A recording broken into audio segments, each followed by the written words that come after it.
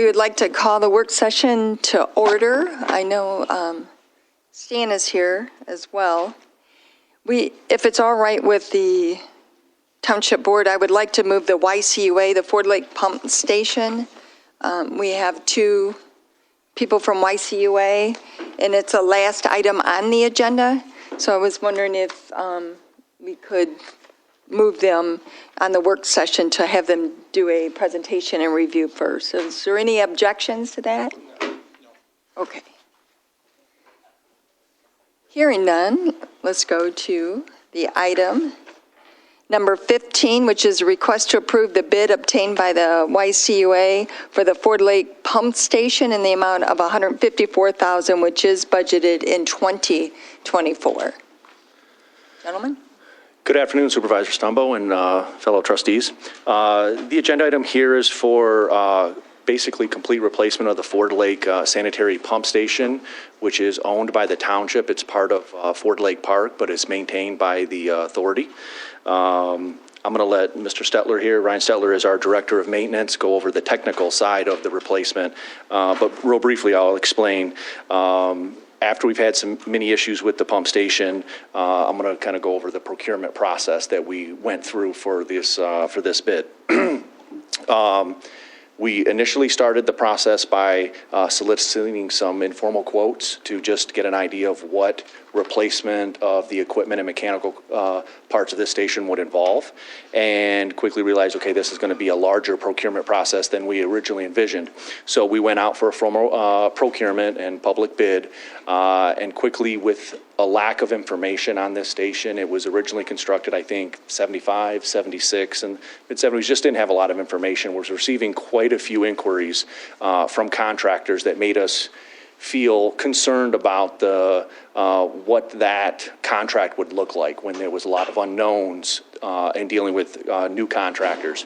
So in some further discussions that we had with the township, we decided to go through a more specialized procurement where we would actually identified about 5 preferred contractors that the authority routinely works with, mechanical contractors, and solicit bids from them, which we did. Only one of them actually submitted a bid, which is Midwest Power Systems out of Milford for $154,000. We've worked with Midwest Power Systems for many years, usually find their work and pricing to be extremely competitive. And I'll let Mr. Stetler go over more of the reason for the replacement. Good afternoon. So over the last few years, we've developed more consistent issues at the Ford Lake Pump Station. Like as Mr. Blackburn said, original equipment. We've had issues keeping the pump station running, and it's important there. It houses, I believe, 2 or 3 bathroom facilities at the park there. So it's really important to the community to have this station up and running. So through investigation and removal of the pumps, so inside the station, if you'd like to call it, there's a guide rail system that's failing, so it's hard to actually pull the pumps out and service them. The pumps are extremely old, the pipe work's deteriorating, the valves inside the pit are deteriorating. So this quote will be to replace all the inner workings of that station, along with a little bit of excavation outside to find some good pipe and a new control panel. Happy for any questions. Thank you. Are there questions or comments regarding? So can I ask a clarifying question? So that pump station just does the work of the restrooms that are needed in the park? Is that what that pump station's job is? Correct. Yep, so there's the pavilion restaurants, the pavilion restrooms, we like to call it, and then I believe there's some faculty house that they use up to the west there, and it may even, I don't think there's any restrooms down by the boat launch, but it's just those restrooms that it facilitates. So like when Loon Feather has a restaurant or restrooms, is there a different system that Loon Feather's on and a different system that North Hydro's on? I believe so. I'm not 100% sure. Like, so, for example, the Ford Lake Park and then the North Hydro one. North Hydro has 2 smaller stations. Okay. So we actually repaired one of those This year? This year, yeah. So to the best of my knowledge off the cuff, Loon Feather is a gravity system. So depending Okay. on where that facility is in relation to the sanitary outside of that facility, most of the time they can be operated by a gravity system. So it'll just flow Due where to it's the- supposed to? Yeah, the Huron River Interceptor is not as deep. Okay. So this has to be pumped up and then discharged out, I think is the unique situation for this station. Okay. And I think one point would be, if successfully approved by the board, the goal would be to finish this project by early spring of '24, so that it doesn't impact the opening of the park in the spring of next year. And the restrooms are closed now, so there's, nothing going to them. I do want to say thank you to YCUA for assisting with the pump station. That's your specialty more than it is ours, and for bidding it out, and we appreciate it. And the meeting we had was real helpful, Ryan. Basically, you pump up the sewer and you send it to Huron River Drive in order to gravity flow where it's supposed to. So your explanation was very helpful for me, and I appreciate everything that YCUA does. I often say you guys are first responders, because when water and sewer are everywhere, you guys are on call, and you're first to be there when there's a water main break or a sewer break, and the public health and safety is with the men and women at YCUA. So we appreciate you guys very much. Thank you very much. Appreciate the support. I have a question. How long is the replacement good for? So the original equipment, like Mr. Blackburn said, from, 75, 76. So this very easily, in a regular situation, which there's not really that much of demand on this pump station. Right. So I could very easily say 30 years. Okay, thank you. And then I have one more question. So we're working on restrooms, or that's part of like fixing restrooms. Does that have nothing to do with this? Like, is there anything we should be thinking about when we're upgrading our restrooms in the park in comparison to this? I wouldn't Connected to say this? in comparison to the work that we're doing, the only thing I think, just thinking right now, is if you were planning to add more restrooms, we would probably want to know that so we could size the pumps appropriately.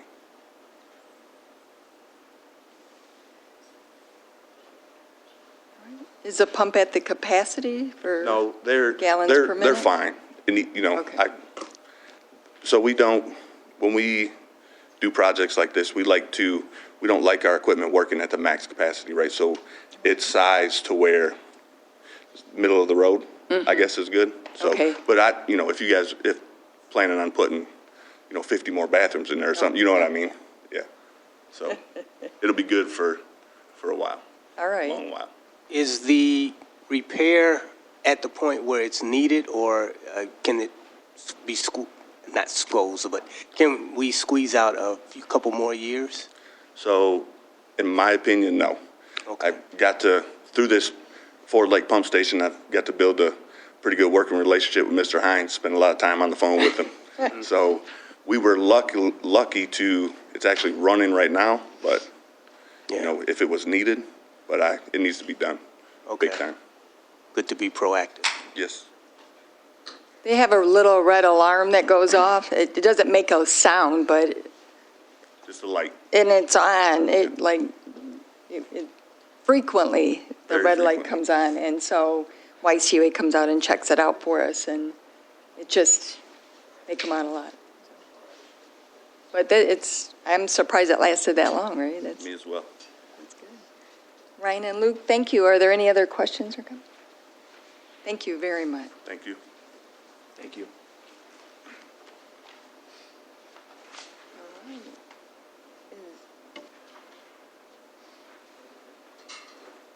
You want to go through? Okay. I know also that JFR is here, and then one of the agenda items is on the 14B court, reconfiguration and security. I know Judge Washington, I would like to recognize her as being here as well. Would you guys like to go at this time? Sure. Okay, is that all right with the board?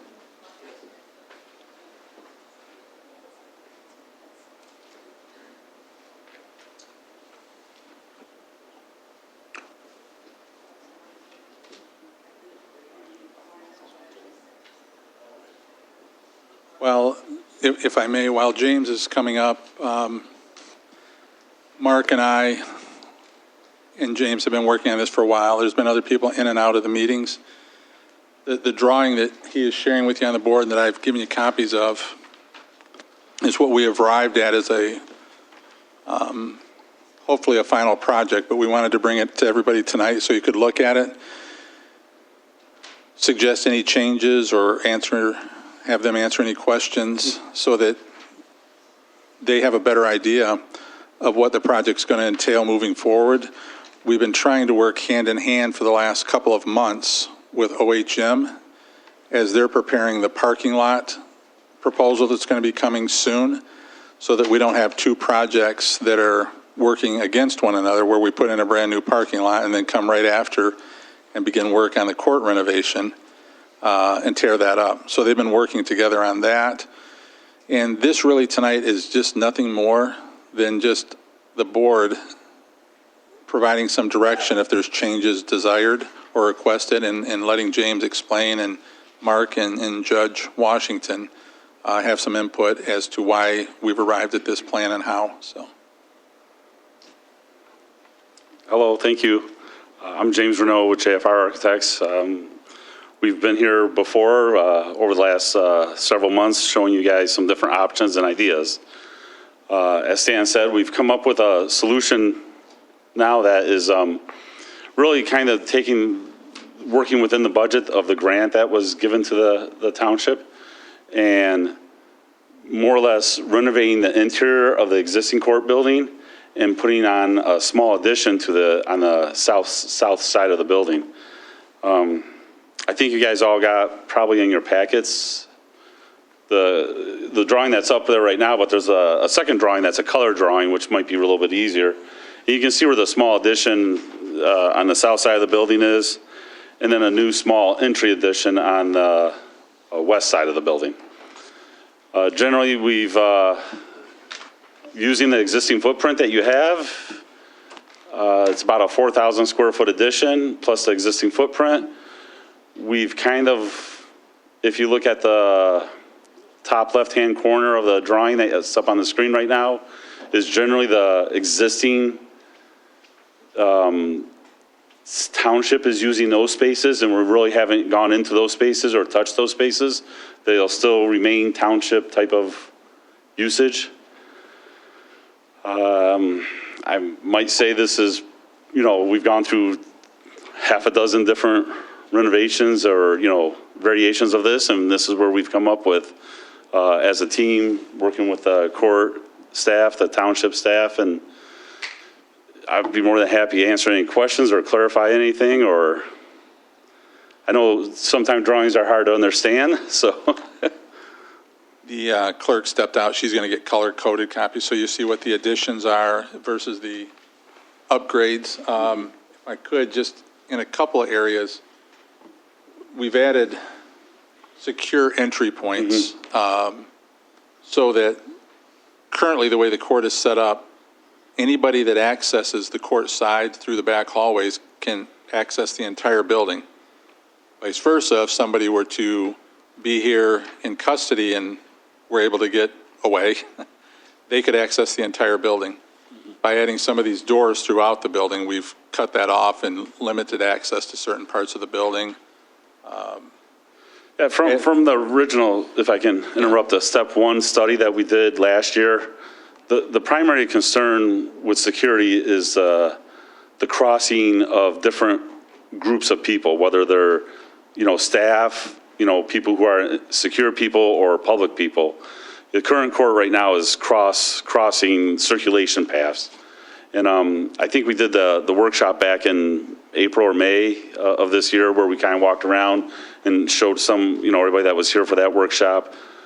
So what this solution does is it now brings public in, separates them from staff, separates them from secure, people who are, detained are completely separated. So you don't have that cross, circulation contamination, so to say. This solution kind of clears that all up. Public come in, public go out. Staff come in, staff go out. So that's the direction that the solution was driving for. I know that the Supreme Court, someone came out and did a review and made recommendations. Does this plan implement those recommendations? Yes, that was done. Which is separation. I think that was done just the fall before COVID, November. And a lot of the recommendations were the security items again. By solving this in the floor plan, we've solved a lot of their security items that were in that. But we do have Mark giving us that report, so yeah. Yeah, the Supreme Court's been here a few times to survey the building and give us some reports on best practices as far as security goes. And as James was saying, we're looking to ensure that everybody's in their appropriate spaces. They're broken up into public, court staff, and then people that are in custody. Lisa, if you could kind of highlight that center hallway, do you see what I'm talking about? Yeah, so right through there where she's got her mouse going, that's going to be the main corridor where the public is going to be. They're going to come in right at the bottom of that, enter the building there, and then access either the courtrooms on the right-hand side or the clerk space on the left-hand side. And by access clerk space, I mean go to the counter and the windows there. So the only spaces they would have access to is in that hallway or the courtrooms or into the probation conference room, and that's right adjacent to security to ensure that people meeting with their probation officer are doing so in as safe as way as possible. Lisa, do you see the big square on the far right-hand side?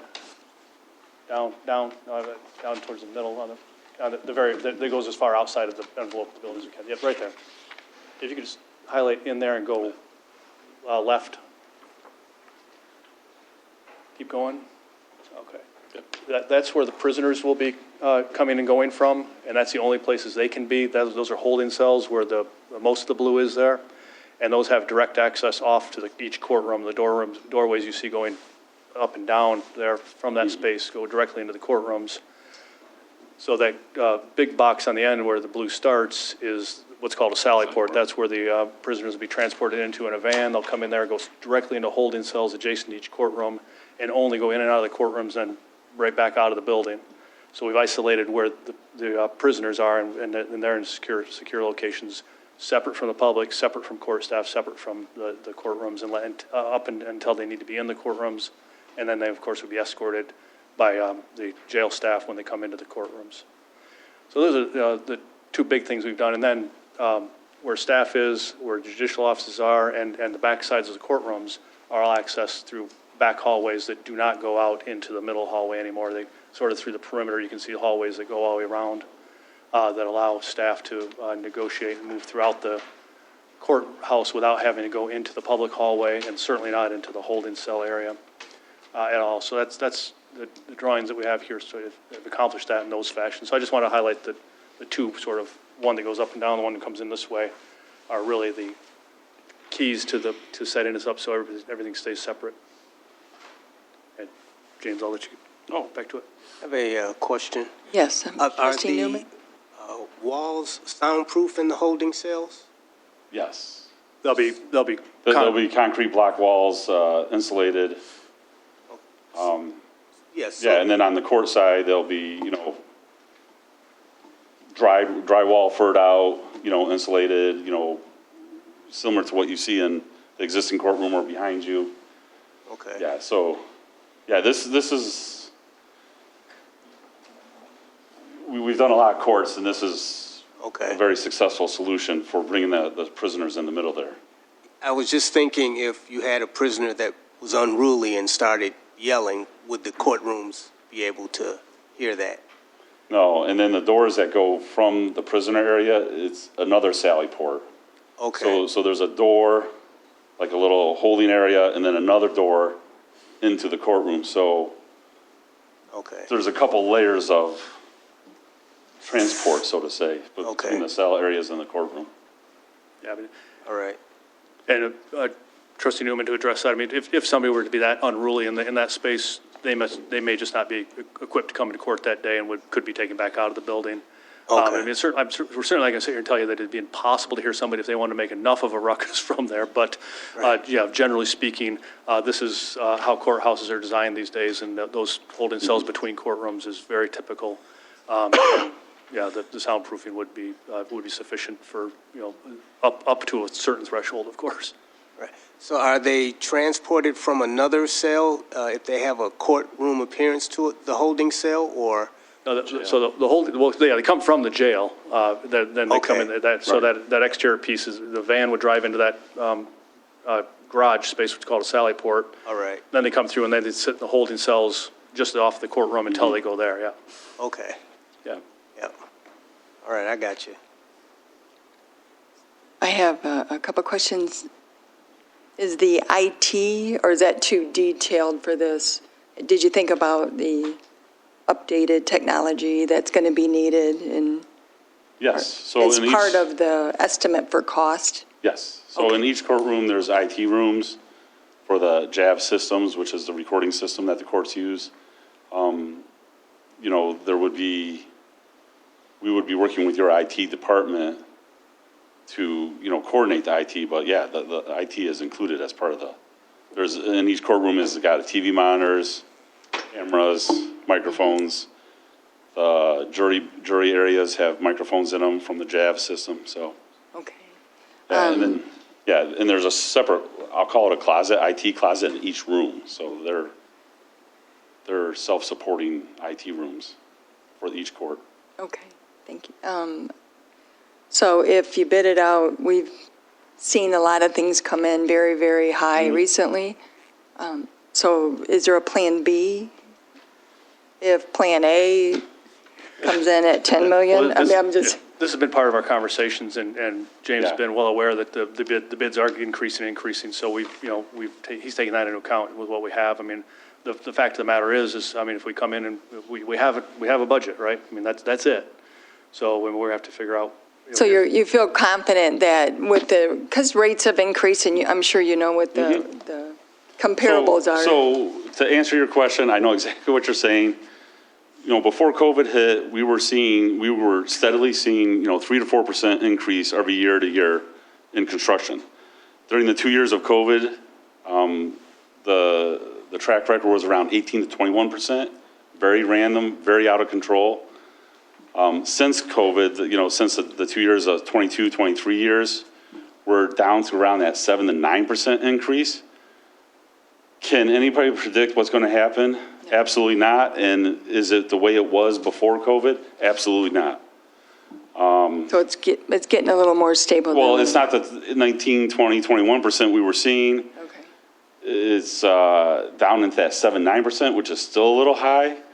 But if you go send the projects out that we're seeing come in right now and go professional estimating, everybody's still kind of not sure. Is it 7%, 8%, 9%? And why is it so much? It's just. But your estimate, Is accounted for all that. yes, that's a, But with that said, anything can happen. I don't have a crystal ball, and neither do you. And so to answer your question about a plan B, if there is a plan B, we've already accounted for contingencies. We put a 20% contingency in here, Okay. a little bit higher than normal. We've accounted for move management, for soft costs, for all those items that are in the budget. And that's why the majority of the job is an interior renovation project. At one point, we were looking at new additions, we were looking at a new front entry to the building. We had quite a different, but the new construction costs per square foot were just too high to get it within that limited budget that we have. So, for a plan B, we're expecting this to come in. It's going to be close and it's going to be tight. And on bid day, you're going to know that. And then at that point, you would negotiate with your low bidders and see, well, where do we stand and how do we deal with it? So, but we're projecting. Sounds like you're prepared. We've built a solution to the budget. Okay. Trustee Swanton? So one of the times when you were here and you were presenting to us, and I think it was on the tour, we were shown different areas where, because that was an addition to this building originally, one of the things that was pointed out was those seams and those places where the building was added onto. Yes. So I'm wondering a couple things. Does this plan address those areas where we knew there were problems because of the life of the building and the addition, like in between how the two buildings were put together? That's the first question. And then with that same thinking, because we're adding on more additions to an existing building, how do we prepare for that to be done in a way that doesn't create the problems that we're seeing already with the addition that was put on? Great questions. So, yes, we are looking, included in this package would be the corrections to the couple of columns between the existing boardroom, which is the Civic Center building, and that building. That is part of the scope of the work to correct those items. Second, so yeah, we are including that as part of this scope. The second question is to make sure the new addition doesn't give you that same problem. What if we go forward with the project, you'll get geotech reports. We'll then understand what the existing soils are out there. The new construction, the way we tie buildings in today in 2023 is much, much different than in 86, 84, 85 when this was done. Honestly, I'm not even sure I could build that building and get it through the building department approved. So without the expansion joints, connections, and the proper techniques. So yeah, and the new addition is going to be, and basically all we're going to keep out of that existing building is 4 walls and the roof. If you really want to think about it, it'll be phased construction. They'll build the new addition. They'll take over the magistrate's courtroom, the storage room that's on the end there. That will all be kind of a phase 1 construction. The new front entrance will be part of that phase 1. Once that's completed, the court will then move into the phase 1 area, and then the phase 2 will be the renovation of where the existing courtroom is right now and the hallways are. So yeah, but basically what we're keeping is the 4 walls and the roof, and we're coming back in there with all new construction, so. Mark, this might be a question for you. On the tour that we took, they took us back to the area where I think employees worked with the parole system. Probationers, And yeah. probation, okay, sorry about that. That's okay. And there was a lot of issues with, like, somebody might be meeting with somebody, and there wasn't a lot of privacy. Have those issues been, are we going to be able to address those issues with this Yeah, plan? yeah. So if you look here, where Stan's standing, Yep. the angled portion, which is the glass portion out in our lobby right now. Okay. That's going to be where the probation officers' offices are going to set. And one of the ways we've addressed that is the conference room, which is Just to the right of that blue Yep, box, yeah, if you move the blue box over 2 rooms, yep, right there. that conference room is going to be accessible essentially from the lobby, and security's right there. So anybody that's meeting in there is going to, their security will be right outside that space. That's where probation officers will meet with their clients in that space with the 2 exits there. If you remember when you went into their office spaces, they had 1 exit, and they were, within, this close to them, right? So now we have a much larger room, a bigger table between them, 2 entrances, immediately adjacent to security. So I think we really have made this a much Currently, a probation safer- officer meets in their personal office space. Okay. That will no longer happen. They'll meet into a small little meeting room that then has those 2 exits in case there's an emergency. They can get out, or. And I know, James, I can't see from the drawings here, is there a service window in probation as well? Yes. Okay, so the other thing is if somebody just has to drop off paperwork and/or talk to somebody briefly, they're going to go to a service window rather than go into the same physical space. So they'll stay in the hallway, turn in whatever, documents they need to turn in and/or have whatever quick question they have answered, things like that. So we also have mechanisms where there's no, one-on-one contact at all for those shorter meetings. So I'm going to use the screen here. Okay, I know what it looks like. I haven't seen this other. okay. So this is your main entrance right here. You're going to go through your security, your metal detector, your x-ray machines. Your court staff is going to want you and, check your bags. So court business is going to come down to this main lobby here.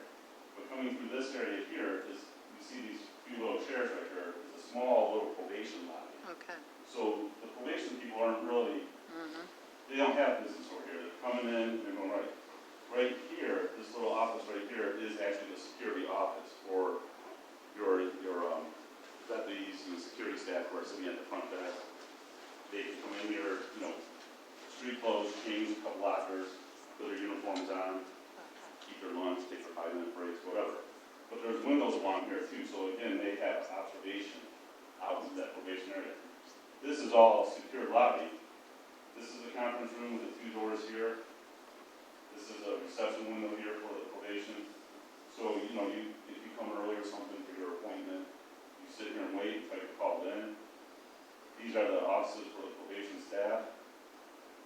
They would no longer be meeting, like I said, in their office anymore, which is No, that's a big difference from what we were shown. very A important. big difference. So that hallway connects over here. So this is all kind of that angled lobby. So right now you come into the main building here. So this is the angled lobby. Again, we're going to build kind of a separation here. So, you still, and then this is kind of township Yeah. offices here. This is kind of, the existing lobby as it is. But like a township staff person couldn't get, unless their card was, approved to swipe and go in the door. Okay.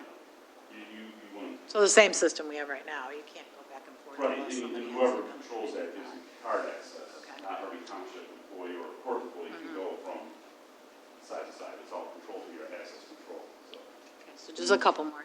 So one of the things, Oh, I listen when you do the presentation. So one of the things that we also talked about, or we were seeing, there were some things that were going to be done maybe possibly outside. This might be some of those multiple plans that you gave.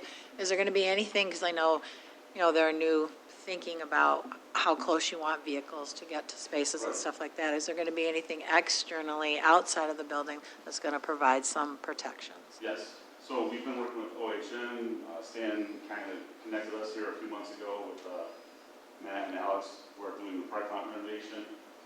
So, right now, we'll hold the edge of the curb where that parking lot is right now. If you can imagine that it's probably 15 feet from the curb right to the edge of the building. We're going to pull that out probably about another 10, 12 feet. Okay. And then in there, we'll put in some landscaping berms. Okay, that's what you talked about before. Yep. Well, this is exactly what you said we needed. No, but that's what you said we needed last time. Somebody in a pickup truck Okay. trying to drive through the front Right, door. right. That type of thing. So, but yeah, we've already gone through a lot of that, so. Stan did a nice job, at least, going over maps with us, so it's not that we don't, that we're not concerned about some of the stuff that needed to happen, like with the judges' chambers and stuff like that. There's just a few things that I was thinking that I didn't get a chance, like the parole from the tour and stuff like that. So, it's not that we don't care about that I don't care about the other parts, it's just that he did at least walk us through it, because And I think, the drawings are I'm hard. sure Stan told you, we're at a phase right now where we worked the last few months to come up with this solution. In the architectural business, we call this, very early on schematic design. We still have a long way to go to work out the tweaks and the details and, Okay. and little things like that. So it's not like, there's still a lot of steps left Okay. to go before we get this on the street, so. So tonight, like your memo said, we're just being asked to move it to the next stage for that process to happen.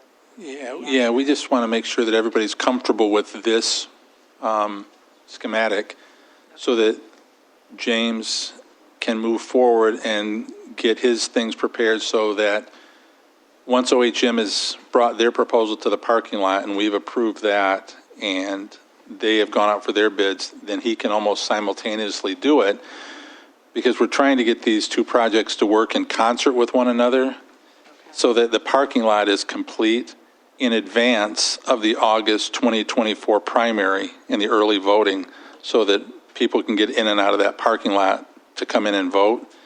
So they're trying to work together to make it as less stressful on residents coming into the building and voters that will be showing up early. So we're just looking for an okay that this is a good schematic to work off of and move forward on.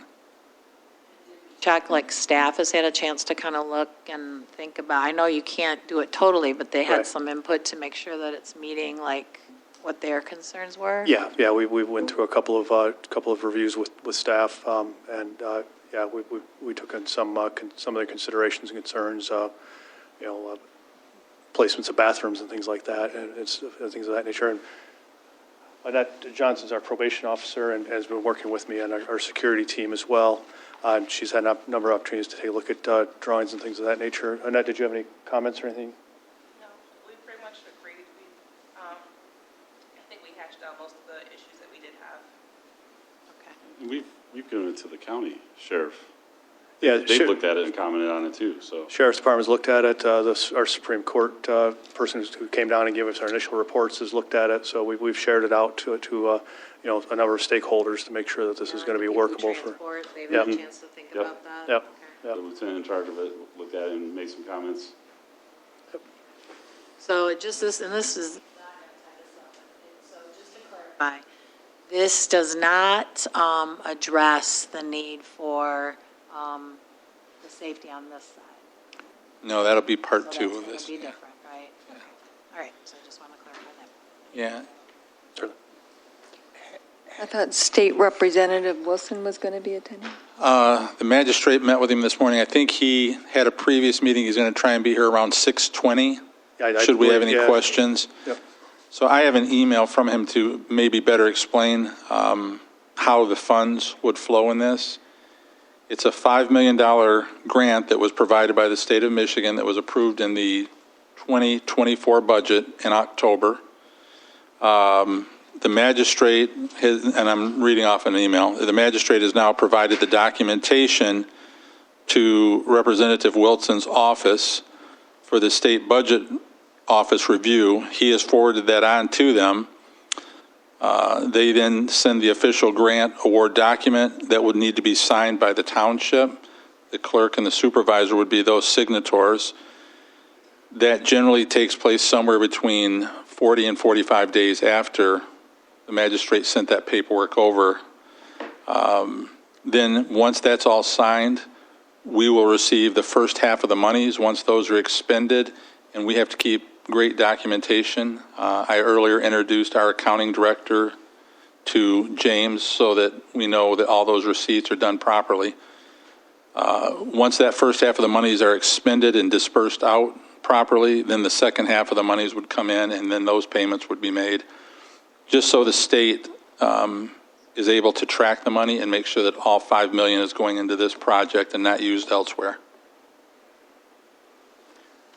Yeah, I believe the next step we'll be presented with a contract with the grant terms, the allowable expenses, things of that nature, that'll come similar to our drug court grants and things of that, like we presented to you in the past, and I think we have tonight actually later on. But we'll get a contract to bring back to the board to get that piece of it done. But this is a matter of legislation, so this money is not a competitive grant or anything like that. I mean, this is the money that's coming for this purpose to this courthouse. Has the timeline been revised? Oh. Has the timeline been revised from start to finished? So they asked us that, and for the purposes of the contract, we were given till, was it, James, June of 26? 26. Yeah, June of 26, and James assured me that's way more time than we need, so we should be good. I mean, obviously, we don't know anything until we actually start getting the bids out and getting responses back, and because obviously the contractors will tell us what their timelines are, but James has indicated that's more than sufficient time to get everything done. So the phase is expected to go 3 years from start to finish? So we, right now, if we kind of get the green light tonight at the board meeting at 7, we would anticipate spring, second quarter, to have documents ready to go out on the street for bidding. From there, you have, maybe about a 3-4 week bid period. We would then get bids back, and at that point, we would have prices from contractors, guaranteed prices. You would have a schedule from them, the phase schedule, phase 1, as I spoke about, phase 2. we would anticipate that the phase one will probably take, maybe about a year. So say sometime second quarter, third quarter of '25, that would be completed. And then we would have then move into the phase two part of it. Same contractors, it's all in the same bid packages. And obviously, these are occupied buildings, your side and their side. Work will be going on everywhere. So we'll have to work around your schedules with that contractor, but that'll be made known to the bidders. And then hopefully within, 6 months after, the phase one area is done, that they could be wrapping up. So that would be at the end of '25. And then you probably have another month or two of, punch list items and, working out the bugs and you guys moving in and taking occupancy fully. And so we feel reasonably to say that it should be done first quarter of '26. And I think the grant gave us till second quarter of '26.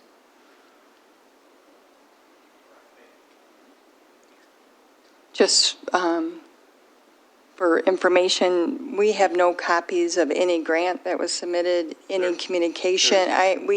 As far as the township being the fiduciary, we have zero documentation. So I'm a little nervous. I just wanted to put that on the record. And I've asked for it before, too. We need to, I know the state has said they're giving $5 million, and Stan, if we could put that email as part of the record, we need to build a record of this is going to happen, we're depending on this money. In the past, architects, engineers have like a schedule that they present, the phases and what months.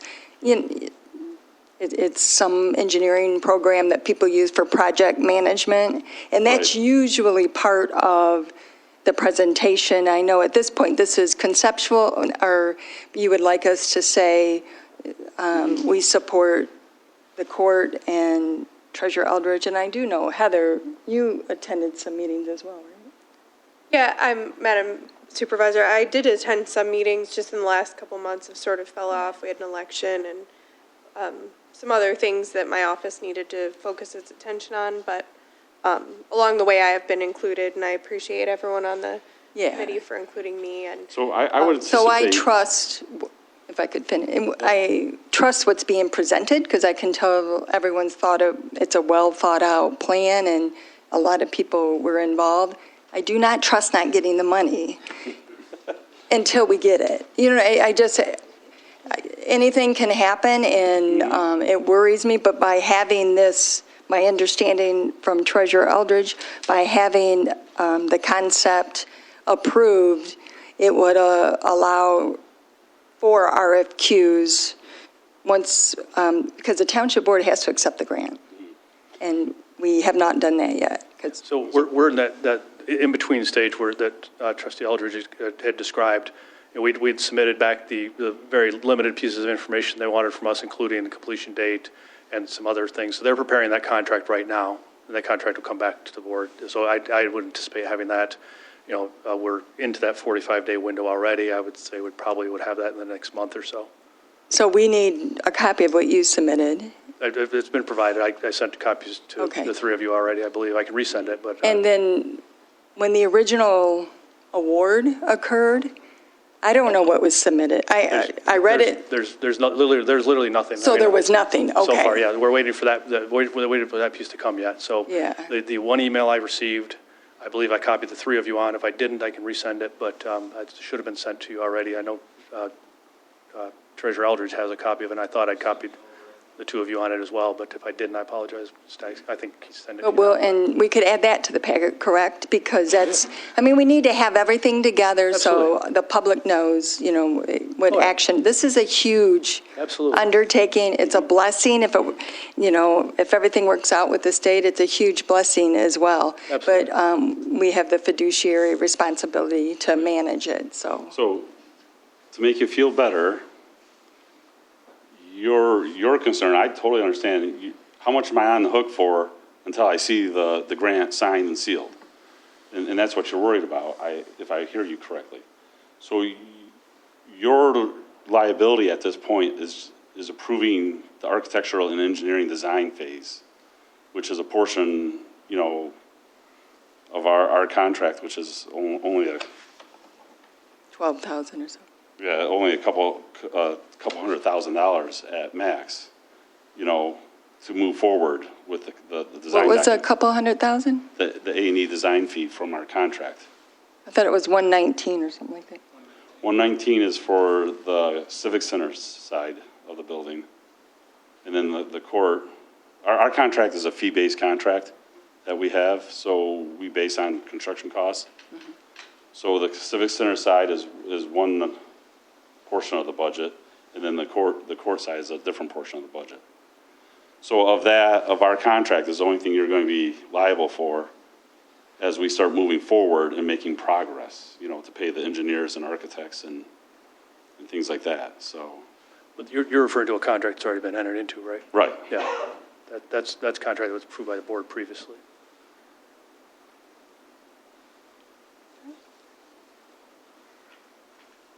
Any other questions or comments regarding it? I think the only, I'd like to make one comment, which really isn't. Can you go over the microphone? Guys, yep. So the one, this is just a comment that I appreciate the work that you have done all along, everybody. I also appreciate that when you were starting early with us and you were presenting things, that you had a lot of other ideas that were added here. I appreciate that. The time I was thinking that would be really nice.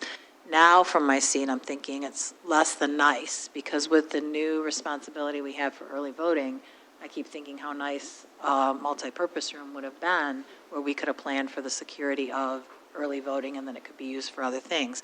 So this part has nothing to do with you guys, other than I'm expressing my gratitude for that. And at the time, it seemed just like a good thing, rather than now it seems more like a necessary thing that we should be leaning towards. So the disappointment I have is really not with you. My disappointment, or however we made the ask, or however the ask came to be.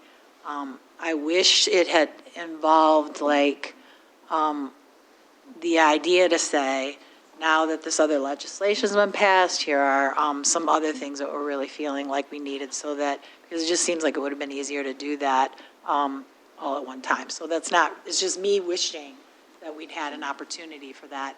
And I'm not sure I would have seen that if you hadn't presented those other ideas to us. So thank you, and I'm disappointed in that part. Thank you.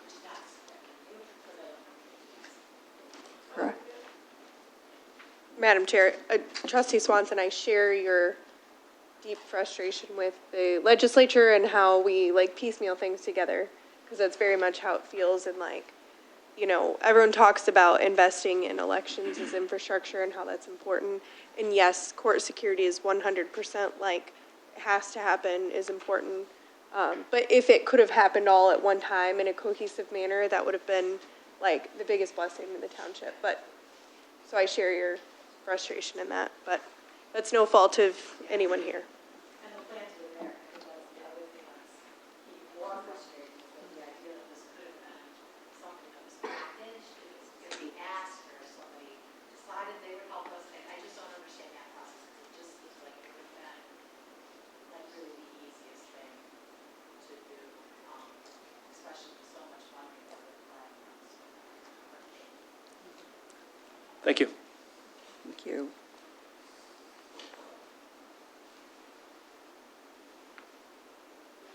Then, do you want to go over the budget or try to address some of the guests that are here for other items?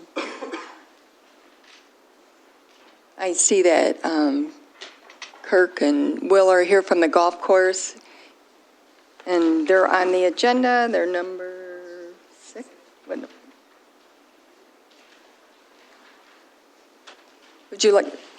Would you two like to address this item at this time?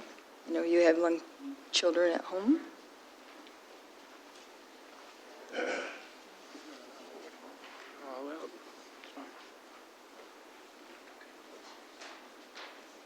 It's number 11 on the agenda. Hi.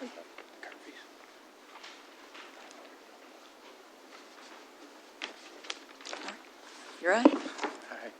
Good evening, Kirk Sherwood, Green Oaks Golf Course Director of Golf. Brenda, just to clarify, this is the item on the agenda for the cart fees? Is that where we're at? Okay. So just based on research of other golf courses, based on prices of gas, we're proposing a $2 increase for 18-hole rate for cart fees and a $1 increase for 9-hole rate. Looking at other golf courses, it's not a number that is going to stay standard at every golf course. The number for green fee and cart fee, there's a percentage and it kind of rolls in. So based on what I looked at and had provided information on it, which I didn't, but anywhere from $5 to $9 for 9 holes is a typical rate from what I looked at. Anywhere from 12 to 18 is for 18 holes. With us being at 5 and 10, I just thought it was time that we increase it based on the work that's been put into the golf course. We are offering a very good product based on what Will has done, and I do feel that it is warranted to go up in the price, and it will only affect those that are taking carts, not our walkers. Questions or comments? Did you indicate that the prices will go up after this, or that this was not a concrete rate, or it was fluid, that it was going to go up again? Say, for instance, when you said 5 and 10, and given the amounts that it seems as though this is in the middle, will there be another time of increase, say, like the next year? Or Well, there could be. I mean, this still puts us as the most affordable course compared to courses that are similar to us in this area. It could. I mean, it just is one of those things where we've been at 5 and 10. We've been at 5 and 10 since we've been here. We have gone up a couple times since I came in 2017. Right. But it was on the green fee portion. So to balance things out, usually you try to get 40-60, 40% cart fees, 60% green fees, 30-70, right in that range. And to kind of keep us there, if we kept going up in price on a green fee side and not a cart fee side, I'm trying to keep it as balanced as I can. Okay, gotcha. Thanks. Yes, sir. Other questions or comments? Trustee Swenson? Is there a way to, like, how do you let people know that it's coming? Is there a way to let some of you, like, I don't know if you guys have an email list or something like that, to just let them know that it's coming? Because sometimes when people are upset, it's usually just because they didn't know something was coming, and we have time to let people know there's going to be an increase. I think the only way we really could do something like that is that, you know, we've published some information for the golf course. Until this was approved, though, we couldn't put that number in there. I think I may have actually, no, it was just specials that I put in there. We post our rates online. We also post them on the website. So as people look at the website or they call, they will notice it's gone up a couple dollars. I have talked to a few of the outings and have let some of them know that there's a chance that may happen. But again, based on where we're at and the product we're offering, it's still a really good deal for the people that are purchasing golf in our area.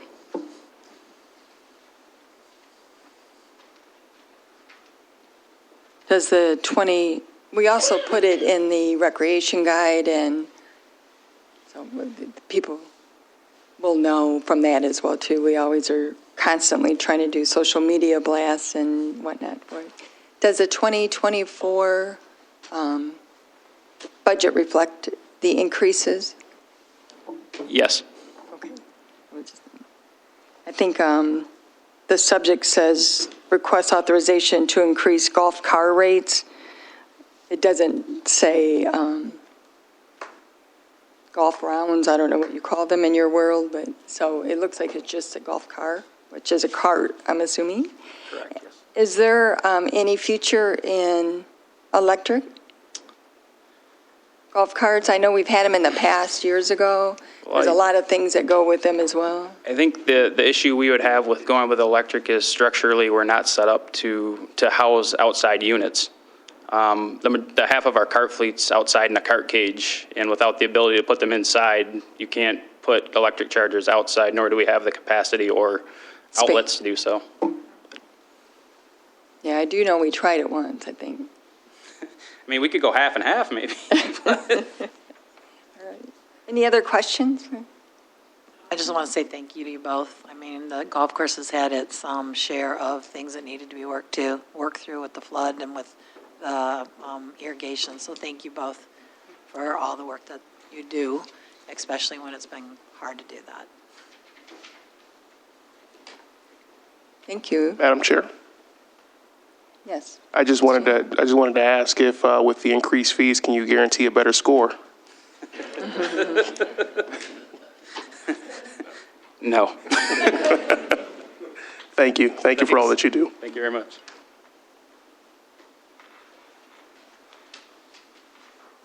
I see that we have the Huron River watershed, I think, is with us. Is that correct? Maybe not. Is there any other guests that are here for the agenda item? Okay. We will go through the budget presentation. Giovanna and Elizabeth?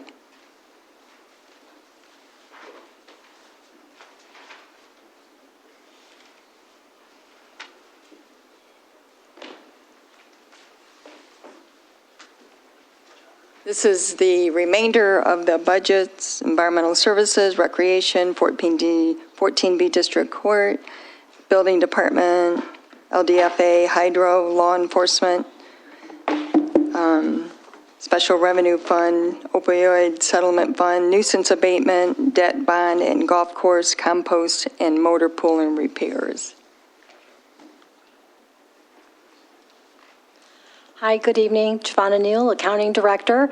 I have with me today Elizabeth Cuellar.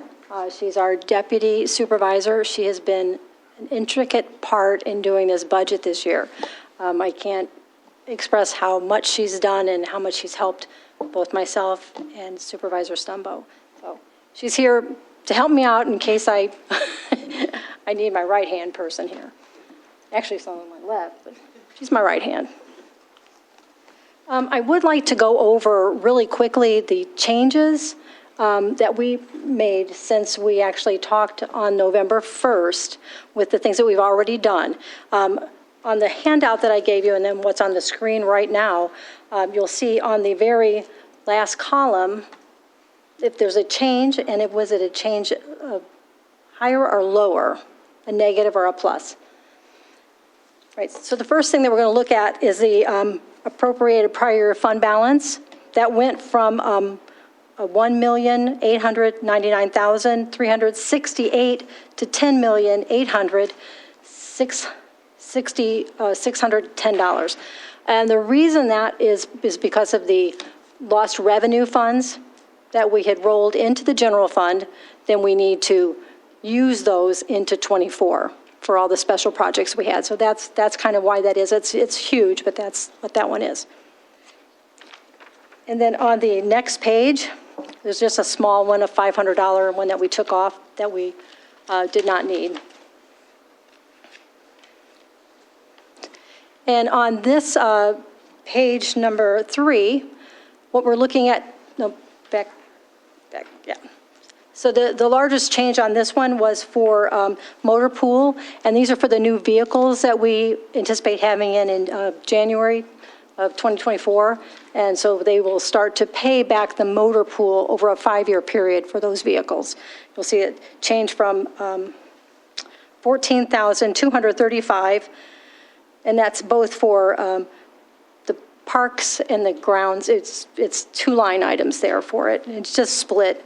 Then it went to $32,097 for each one of those. So if you have no questions on that, we'll go to the next page.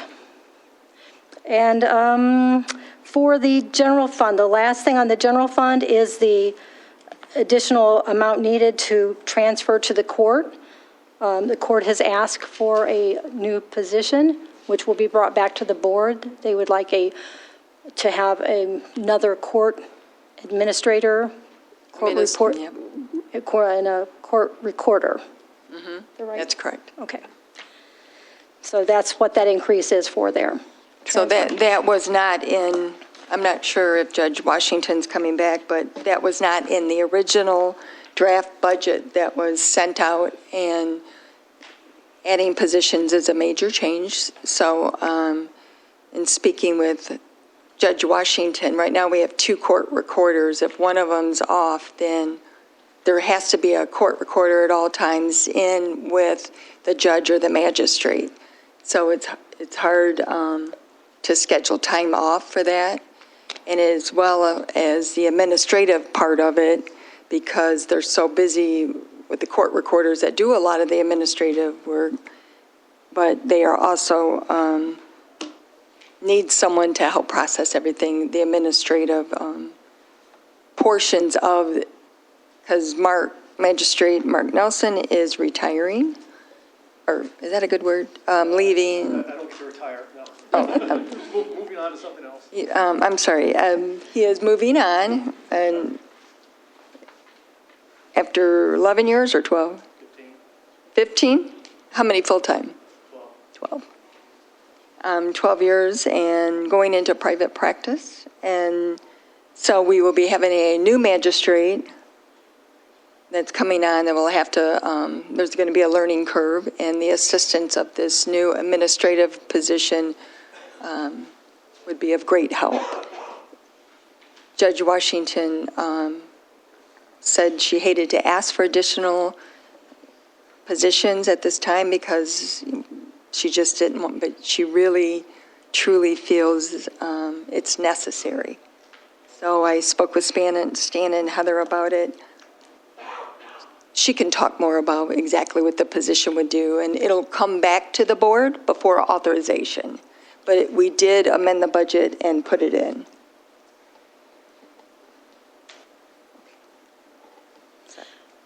Thank you. And the other change I'd like to point out is for the fire fund. We did increase the capital outlay line by $70,000. The new chief would like to do some work on, I believe it's fire station number 3, Hewitt, but I'm not positive. There's a ceiling, structural, the ceiling is falling down, basically, and he needs some work done on the ceiling and some parts of the roof.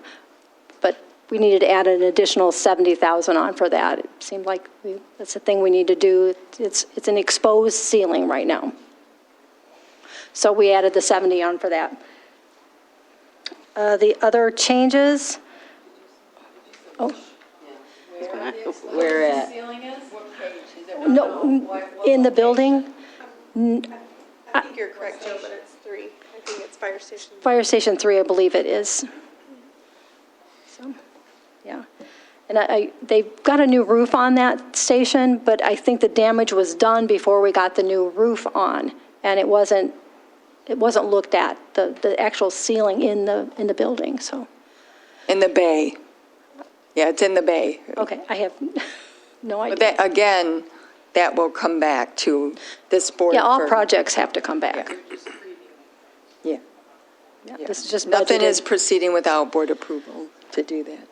Yeah, all projects need to be brought back. Yeah, positions, yes. I just had a question about Madam Chair. Yes. Trustee Newman? Just had a question about the motor pool internal. Is that where the township purchases the vehicle and then internally it's recovered through a 5-year period?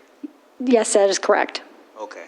Yeah, so we have a separate motor pool fund Okay. that we run those all out of. So we buy them out of the motor pool, and then they pay back. They also pay a very small stipend for, not a stipend, or an amount for normal wear and tear on the vehicle, you know, like oil changes, tires, windshield wipers. So we put that back into the Charge. fund. Yeah, we charge them that, and Okay. so it's kind of how we run that. All right.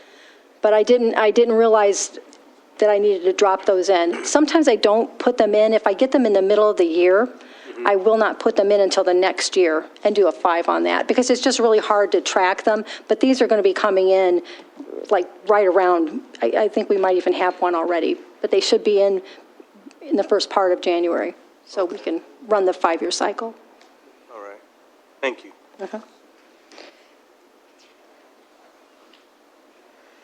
Let's see, the other major change is going to be in BSR 2 fund. We did increase our prior year fund balance. We needed to change that because we have a project that needs to be done for Ridge Road. I believe that is on the agenda today, but it will not be, no, next, I'm sorry, what? It's on the agenda next time. December 5th. Oh, it is on the December 5th agenda. I apologize. So we'll bring that to you. The project will not be started until '24. So that's for Ridge Road sidewalks. And I'm not sure if board members and audience members have been by, but they have the lights are being installed and on Ridge Road from the Township entrance all the way, it goes all the way up to Michigan Avenue. So we've had 2 or 3 people call and just greatly appreciate the lighting. And the next phase would be to put the non-motorized path. And we're going to ask for funding as well from Connecting Communities, the Road Commission, and the park. Yeah. So we'll send it to see if they can assist. But we did budget for Ridge Road to be completed next year. But that will come to the board for approval. And then the other change, looks like we have decreased the amount that needed to go to the golf course and increased the amount that needed to go to recreation just by a little bit. But is there any questions on those? I just wanted to bring those forward to show you what changes we had made since we talked on November 1st. Right.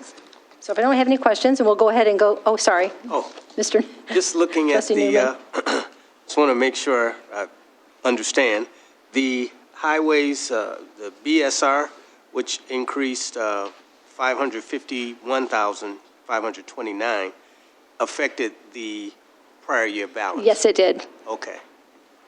All right.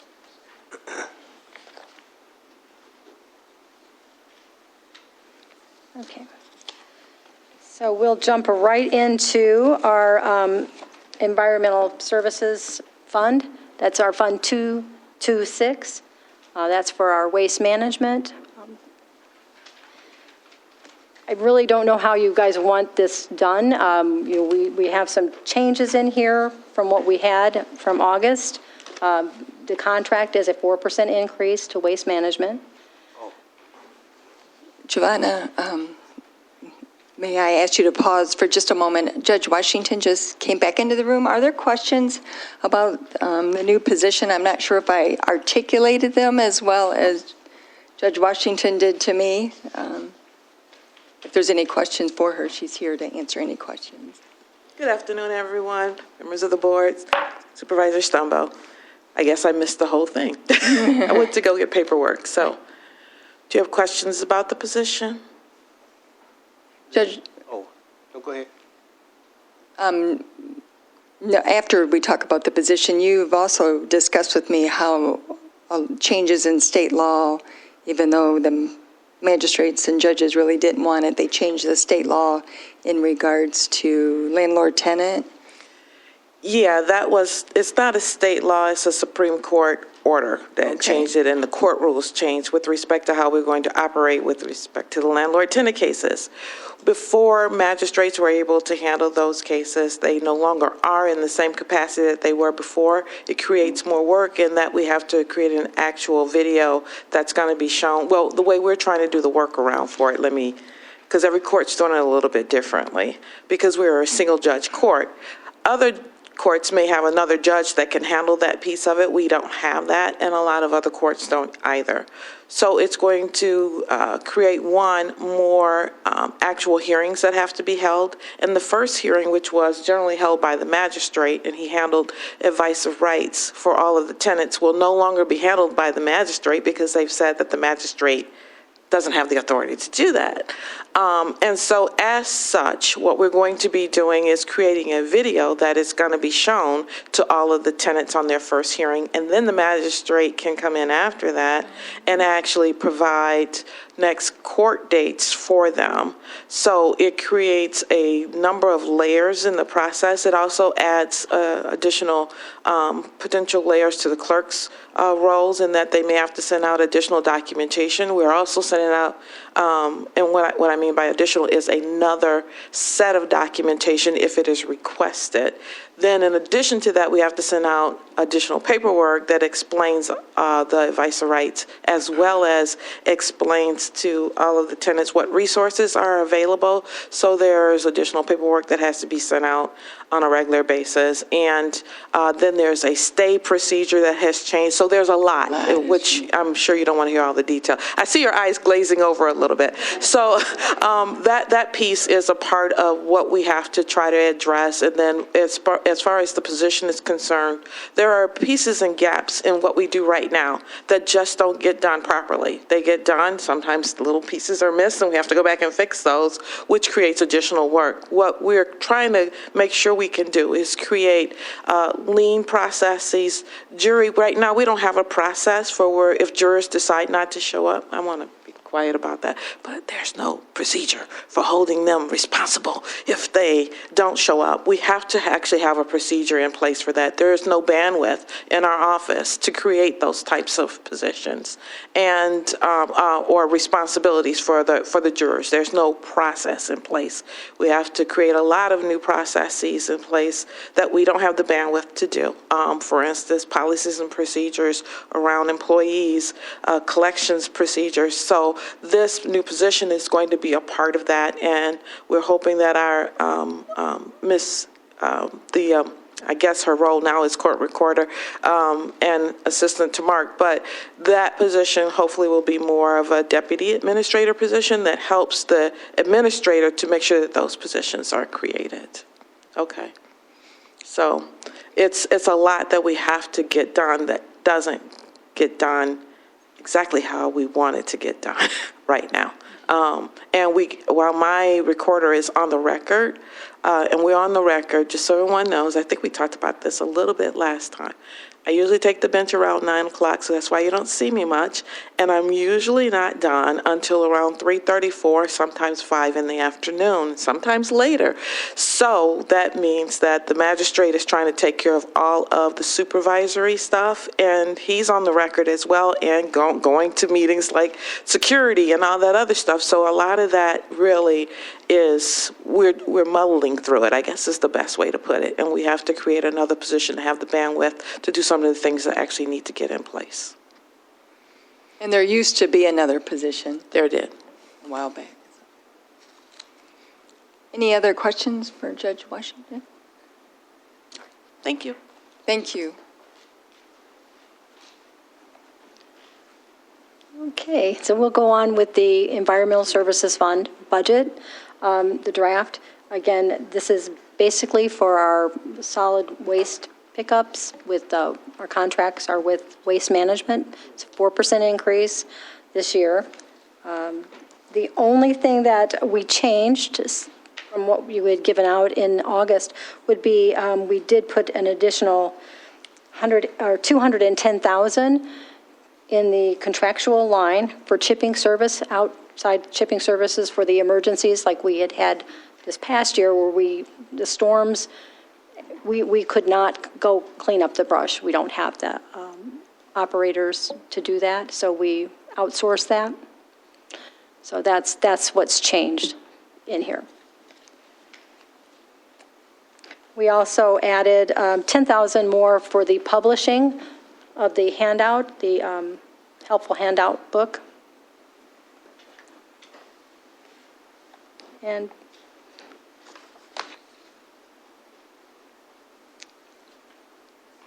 do anyone have any questions on the Environmental Services Fund that we can help you with? Would you like me to go more in depth with it, or, it's... Just to elaborate a little bit more on the chipping service, brush pickup. As you know, in 2020, we stopped actually providing that service. There was a lot of employee injuries that were reoccurring. It did coincide with COVID, and they weren't picking up trash either. But last year, we continue to have these storms. And in order to assist with the cleanup of the storms, and we have budgeted for a brush pickup, if you will, and it depends on the size of the storm, how much is out. It's not scheduled, it is based on if there is a storm or not. In the future, if we could ever perfect it to figure out, maybe we could do once a year pickup and then have enough for 1 year of unexpected storms, which happens a lot these days. So, and I know the board approved we did a budget amendment in '23 to have the special pickups, and the board did approve that. So our residents were very thankful. We did hear a lot of positive feedback from that. All right, if there's no questions, we'll move on to the next fund. And anytime you can stop me, we'll go back. Any questions, just let me know. We're going to go on to our recreation fund. John Hines was our recreation director, and now he's our municipal services director, but I'm sure he can answer some questions. He actually put the budget together before he moved to the position, so he's still kind of overseeing that right now while we're still looking for someone. Is everybody, we're good to go on this? What page are you on? We're on page 10 of the handout that you were given. Okay. The separate handout, the new handout. It'd be page 10. I'm sorry, I didn't call that out before. Okay. Okay, It'd be 10 on the bottom. okay. 10 on the bottom. All right. Okay, I'm with you now. All right.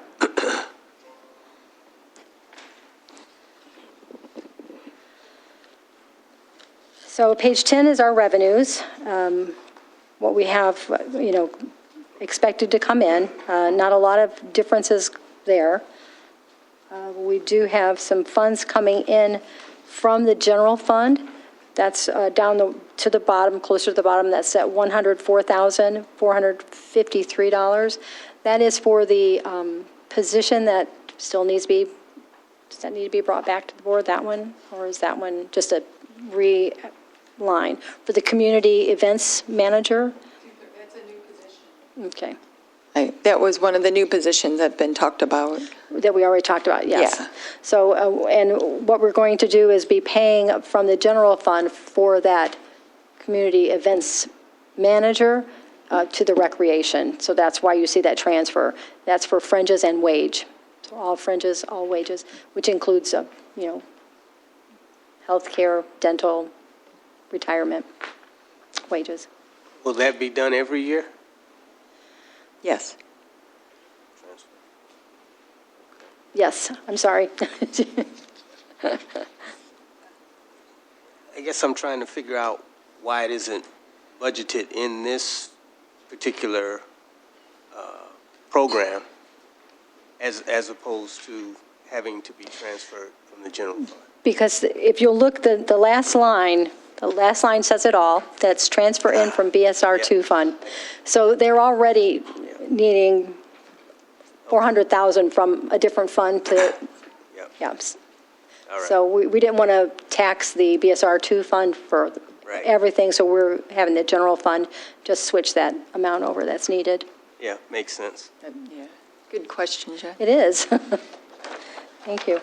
So, and we'll just go through back to page 14 is where all the expenditures are. So if there's any questions there, I do have on the second line, that's where that new position will be budgeted. There is an increase for all of the fringes, which would be health and dental. So all of those have changed to align with that position coming over into the rec department. So does anyone have any specific questions on any of the lines?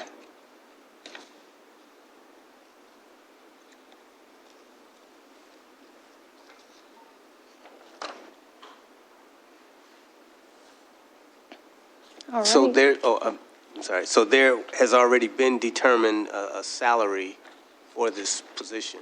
I mean, it's not a range, it's a salary. Yeah, Yes. that's what's been budgeted. It has to come back to the board for approval. Okay. All right. Well, this will approve it because it's an internal transfer. Yeah, it's just an internal, it's a shift of a title and a person. It's one of our people. It's a current person that's doing the Jazz Festival, the Rosie Festival, the helps with Halloween. She's actually doing all of the cars, yeah. special community events already.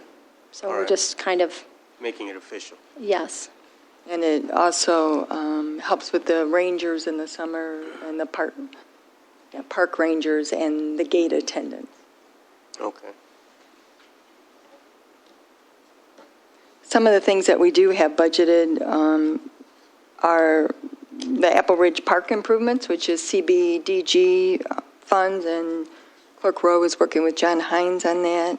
We have Clubview Park improvement and the Community Center park improvements.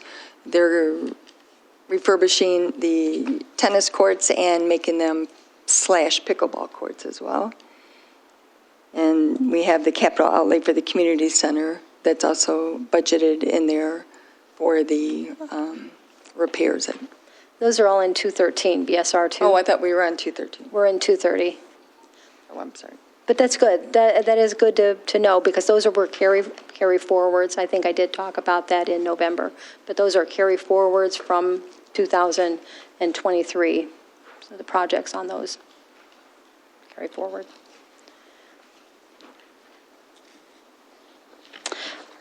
All right, let's move on to page 21. This is our 14B District Court budget.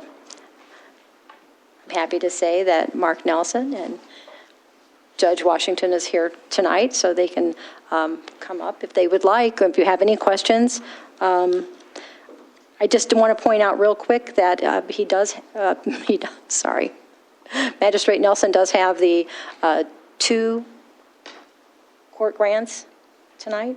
Yeah. And what we've done is split those. So those are the very 2 top lines of this budget, 2 top lines.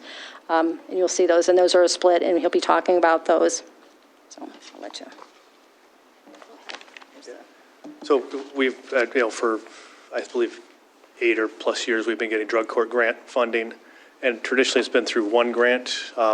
This year, from the state changed the funding, how they were doing the funding and where they're getting funding sources from. So they've given us actually 2 separate grants to manage. We still do the same thing. We'll still have the same mission. We just have to account to 2 different line items. So it's going to be slightly a little more challenging for accounting purposes, but we'll get through it for sure. Like I said, the end result's going to be the same.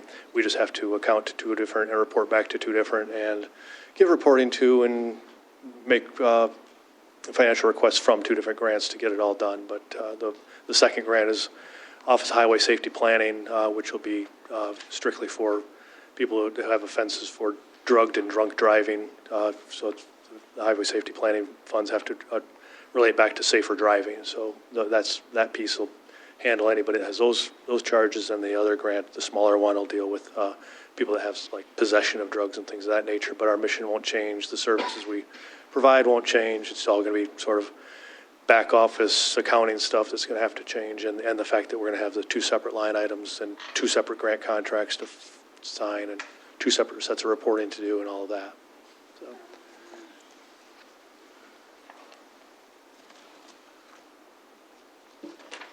All right, and as we discussed earlier, on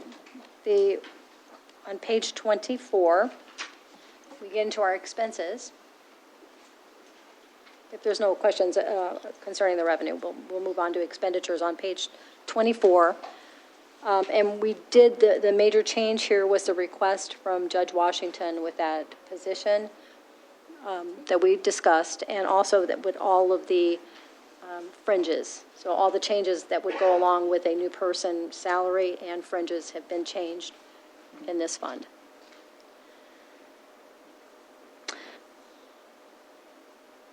We did add a new line, we did add a new line, and that's for the court innovation grant, which we have already, but there's a big change in that. It went from 70,000 to 16, and then it's like, let me tell you which. So the last 6 numbers are the 802.100 and the 802.150.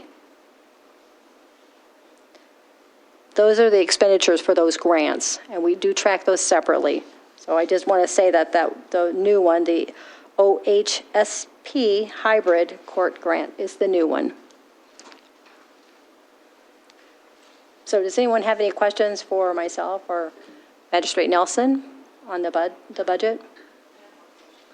So with the increased security recommended improvements, because they're going to process, I guess, when you come in, right? Like they're going to, is there going to be a need for additional staffing for that purpose? Yeah, that money's actually been budgeted for a number of years, going back pre-COVID. And Supervisor Sambo, that's out of the police services budget, is that right? Yeah, it's budgeted in the police services. So that's not in the court budget for staffing for the officers that will do the security. But yeah, there will be an expense for that. But we that paused during COVID, when we weren't doing anything, and now we're back to bringing this all back together where we should have been in 19 or 20 working on these things. So, but that money's otherwise accounted for. It's a portable system that's supposed to come to the next meeting. Yeah, we should have both the contract for the service from the Sheriff's Department and the two pieces of equipment primary pieces of equipment there and their ancillary pieces of equipment that we'll need for that. That'll come before, hopefully, the next meeting if we get that contract back from the county. Yeah, I did reach out to Sheriff Clayton to get a copy of whatever contract, but I know you're waiting for it, and so are we. If we could pause for just a moment, I know that State Representative Jimmy Wilson has joined us, and part of the discussion we had earlier is about the $5 million, I don't know what you call it, budget allocation. There's terminology that y'all use that I'm not familiar with, so welcome. Yes, thank you, Supervisor Stumbo and the Township Board. What the process is, where we're at currently, and I'm quite sure Magistrate Nelson has spoken on this. I've been working closely with him to make sure we have all the details, paperwork filled out, along with our new specs for the design work. And all that has been submitted, including my letter as a legislator sponsoring the project. Everything has been submitted to the State Budget Office. Now they technically have about 45 days from about 2 weeks ago when we submitted everything. They have 45 days to put together an official award letter that needs to be signed by Township Board, I'm assuming Supervisor and Clerk. Obviously, this will come to the board for your consideration on a vote to accept the award.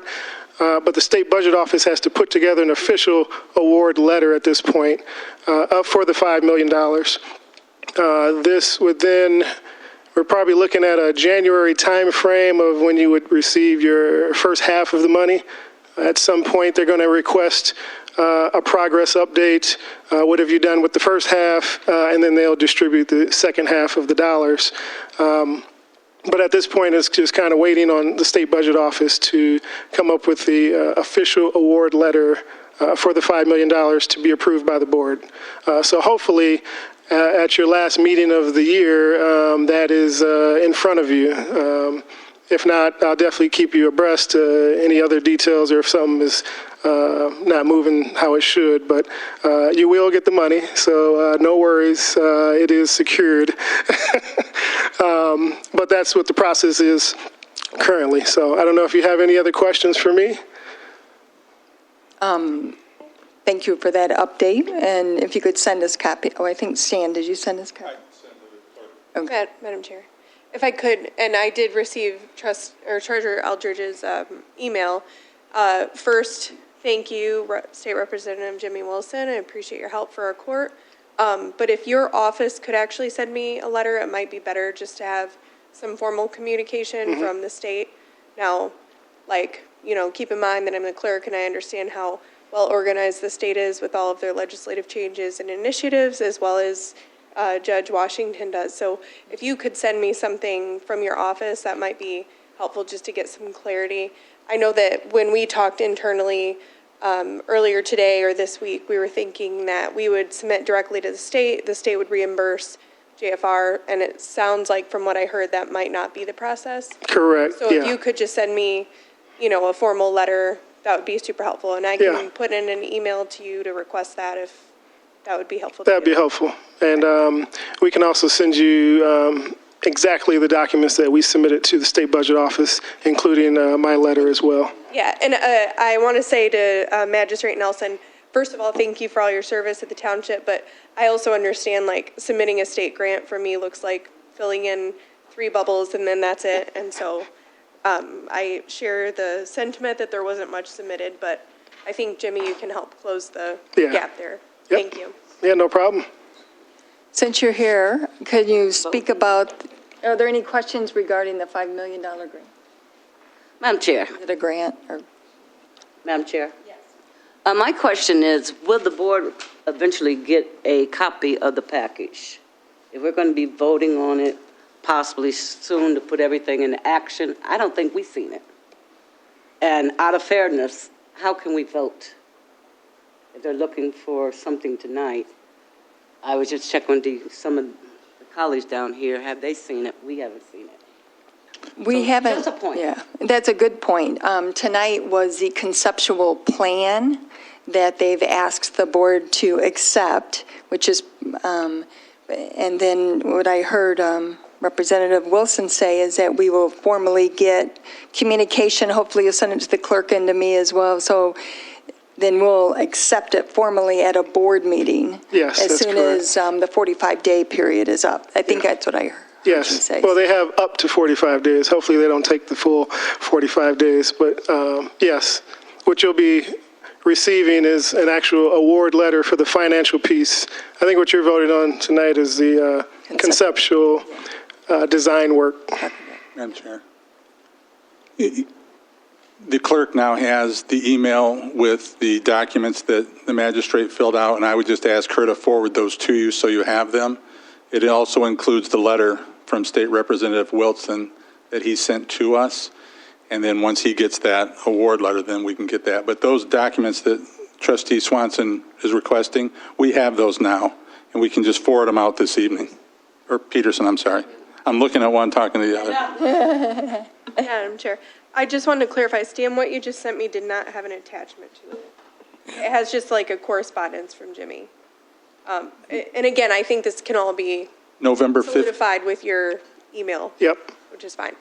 November 15th letter from the magistrate to you and I has those documents. November 15th.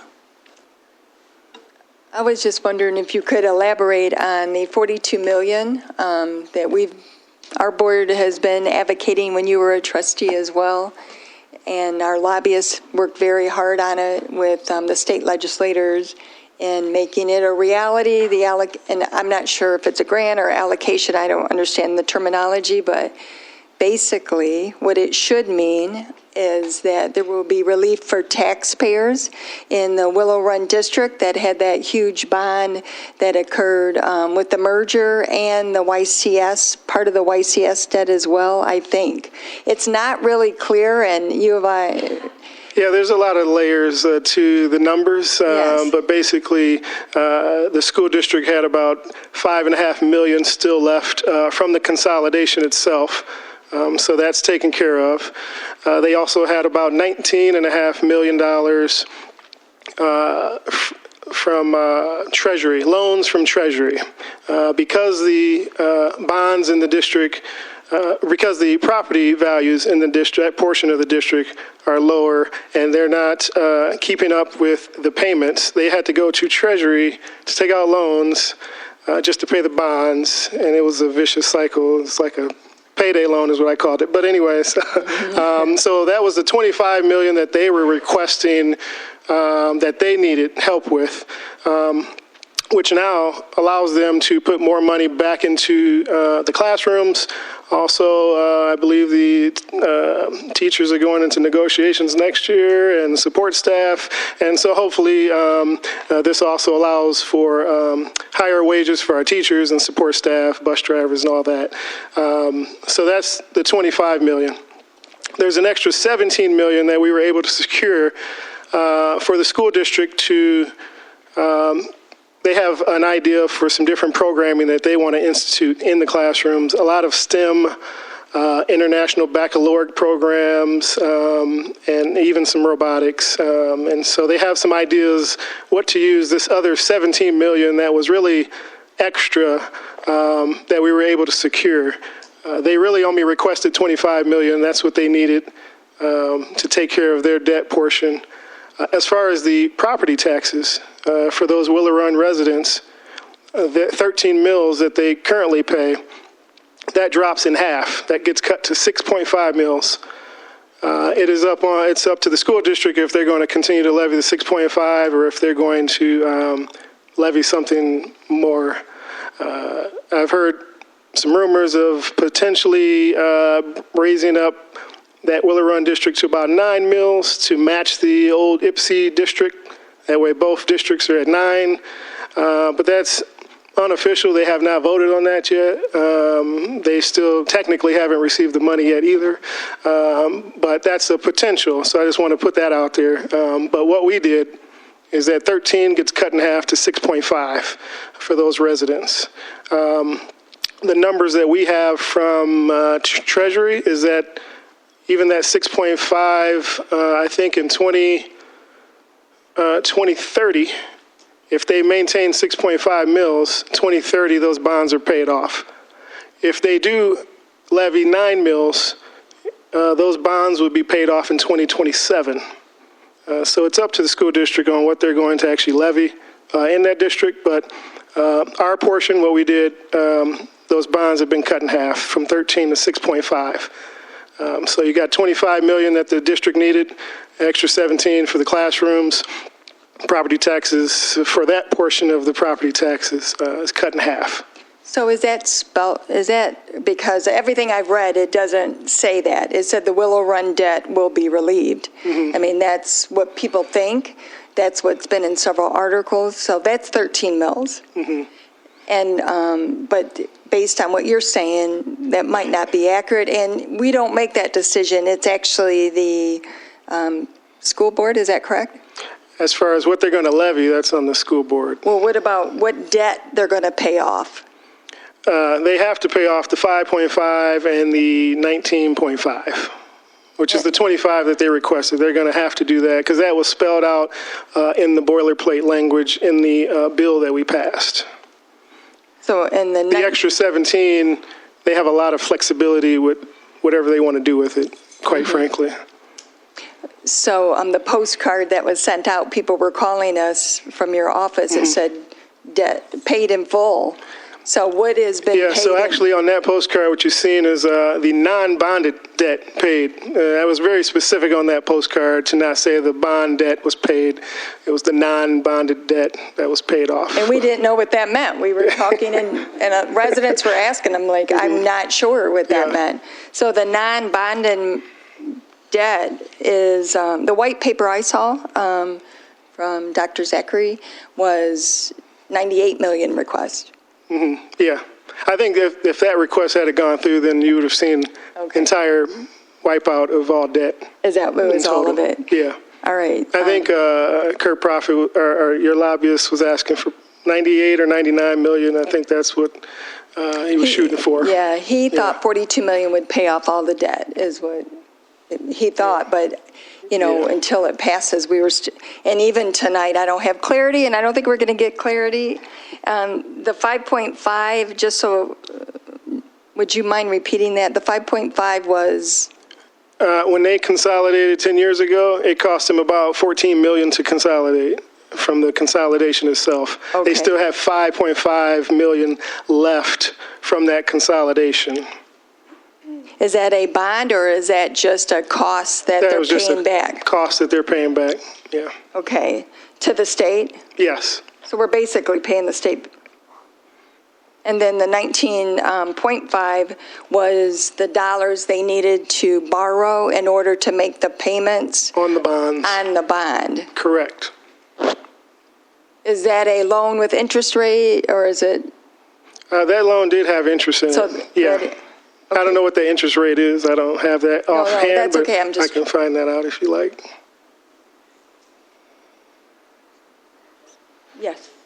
Trustee Swenson? Yeah, I think there's going to have to be a lot of clarity from your office about what's happening, because there's just a lot of unknowns about what can happen. And my understanding was that our lobbyist lobbied for funding to be received for harm that might have happened because of consolidation. So impacted individuals, entities, students, the taxpayers. And so I'm, like, when you say like $5.5 million for consolidation, I mean, I was there throughout this whole process. What I'm thinking the possibility is that is, and I don't want to speak as an expert on it, but this is why there has to be a lot of clarity around the money, because it's a very generous gift from the state that's supposed to provide relief. But if there's no monitoring for where that's going to go, I don't think it's going to provide the relief that's intended. And I think it's highly unlikely that we're going to see an increase of $42 million coming into our community for the purpose of providing this relief. So the $14 million, which 5.5 is left, sounds like both districts were running deficit spending when they were consolidating. IPSI to the tune of about 9. Will run to the tune of about 2.8.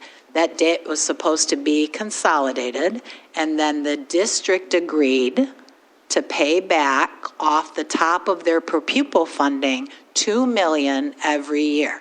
Yep. So I'm thinking that 5.5 is left over from the deficit spending that they negotiated the deal with. But $2 million per year times 10 years is $20 million. So at some point in time, the district was not held accountable for paying that back, or something happened. So again, this is a frustrating point, because when people agreed to consolidate, they did that with the trust and the hope that this was going to create a new situation for our entire community. Now, as transitions happen, new people are at the table. The people who are making the decisions right now, with the exception of one school board member, were not there when these agreements were happening. So there's some frustration as a taxpayer, as a board member now, as a person who teaches in the district and went through all of that, that when we're deciding to do things and make plans, we have to stick to those plans, or we at least have to come back and tell people, we can't stick to this plan, and here's our plan for it to happen. When those two districts consolidated, in no way, shape, or form did they have almost $100 million in debt. They just didn't. The two deficit spendings were under 14. It was 13 something. So this isn't you didn't make the decisions. However, you're one of the entities that's now trying to get us out. So when I hear there's a flexibility of 17 million, that's great. But the taxpayers, they need relief for 10 years. I mean, they've been making, they've been good stewards of what the hope was, and it doesn't sound like they're going to get, like, I'm listening to what you're saying, and I'm not understanding how they're going to get even to the 6.5, Jimmy, because 19 million were loans from the Treasury. That's not going to help that's not going to help lower a bond, as far as I'm understanding. I don't even want to say bond. I don't want to say the words. I don't understand how that's going to help decrease what the taxpayer's paying, because those are already set in stone. They're already on tax bills. People are collecting the money. So I'm thinking, if I owe $100 million in debt, I'm really not interested in I shouldn't say that. I would think you wouldn't want to necessarily be worried about that, because those are automatically coming in. But my understanding is that's exactly what that's the relief that was supposed to be happening for taxpayers. And you worked hard on it, the lobbyists worked hard on it, the schools put that white paper together, but I don't think people are really understanding the hardship that has placed on, like, literally everything. And when you say we're getting ready to negotiate, they've already been very clear in the district, very high up, that no, this is not going to be used for any kind of salary improvements for anybody. And so I know that you have ideas and hopes for what was supposed to happen. You worked hard to bring it home. But now the next job is, you just can't hand it over and hope that this is going to happen. Like, you're going to have to be in there working to make sure whatever the state agreed to do happens. It's just going to happen. And it's looking concerning to me when I hear this situation. Yeah, thanks for your comments, Trustee Swanson. 3 things come to mind. Number one, there is going to be a relief to those taxpayers because the Department of Treasury has shown us the figures and the numbers on that. You'll see that on your July tax bill when that comes through.